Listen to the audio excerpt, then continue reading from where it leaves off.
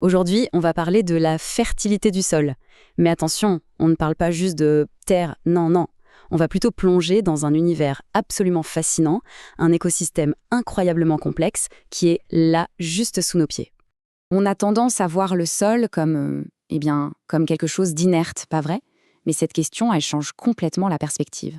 Imaginez un instant que, sous nos pieds, il n'y ait pas juste de la terre, mais une véritable métropole souterraine, un monde qui grouille de vie. C'est exactement ça qu'on va explorer. Bon, pour être sûr qu'on parle bien de la même chose, qu'est-ce que c'est la fertilité du sol? En gros, c'est bien plus qu'une simple liste d'ingrédients chimiques. C'est la capacité du sol à donner aux plantes tout ce dont elles ont besoin pour être en pleine forme, à manger, à boire et un endroit solide où s'accrocher. C'est un équilibre super délicat. Alors, notre première étape, c'est un changement de mentalité. Il faut vraiment arrêter de penser au sol comme à de la terre et commencer à le voir pour ce qu'il est, un organisme vivant. C'est absolument fondamental pour comprendre la suite. Et pour vous donner une idée de l'échelle, accrochez-vous bien. Dans une seule petite cuillère à café de sol en bonne santé, il y a plus de micro-organismes vivants que d'êtres humains sur toute la planète.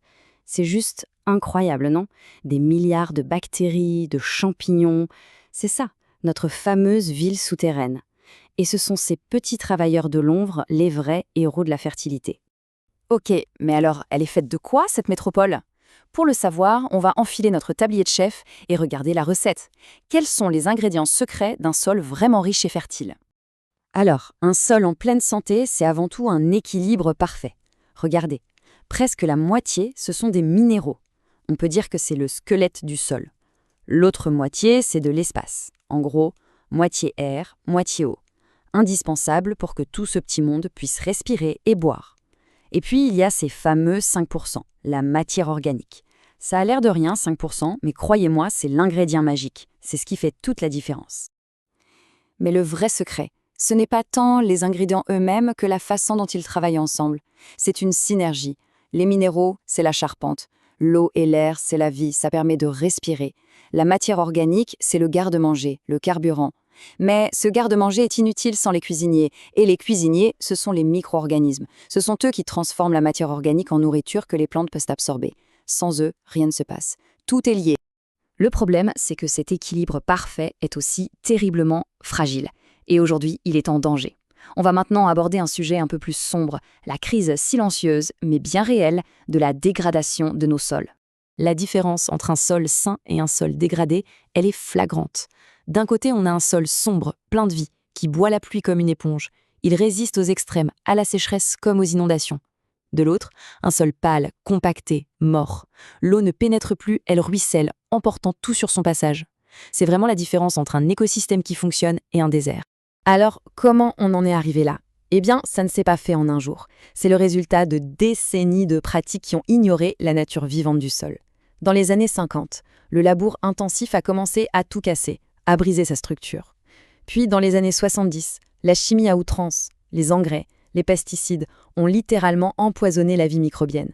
Et enfin, les machines de plus en plus lourdes ont fini le travail en compactant le sol, en l'étouffant. Ce graphique, il fait froid dans le dos. Il montre une chose toute simple. D'un côté, le temps qu'il faut à la nature pour créer un tout petit peu de sol fertile, on parle de siècles. De l'autre, la vitesse à laquelle on le perd aujourd'hui. C'est vertigineux. Le calcul est rapide, on est en train de vider notre compte en banque le plus précieux, beaucoup plus vite qu'il ne se remplit. Ok, le constat est dur, c'est vrai. Mais l'histoire ne s'arrête pas là. Et c'est ça la bonne nouvelle. Si on fait partie du problème, ça veut aussi dire qu'on peut faire partie de la solution.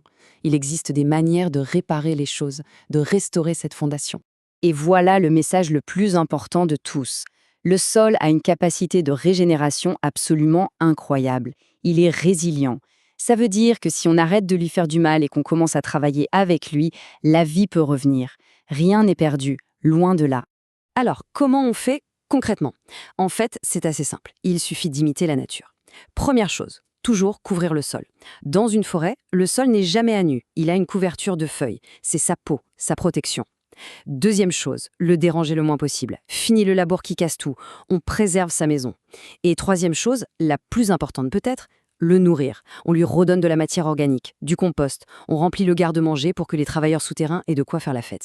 Et attention, ce n'est pas juste une histoire d'agriculteurs, ça nous concerne absolument tous. Pourquoi? Parce qu'un sol sain, ça veut dire des aliments avec plus de vitamines et de minéraux. Ça veut dire de l'eau plus propre dans nos rivières, parce que le sol agit comme un filtre géant. Ça aide même à stabiliser le climat en stockant du carbone. Et bien sûr, c'est la maison d'une biodiversité incroyable. Bref, la santé du sol, c'est la base de la santé de toute la planète. Finalement, la question est là, sous nos yeux. Notre avenir est littéralement enraciné dans le sol. Alors, qu'est-ce qu'on choisit de cultiver? Est-ce qu'on continue d'épuiser cette ressource vitale ou est-ce qu'on décide de la régénérer? C'est plus qu'une question agricole, c'est un vrai choix de société.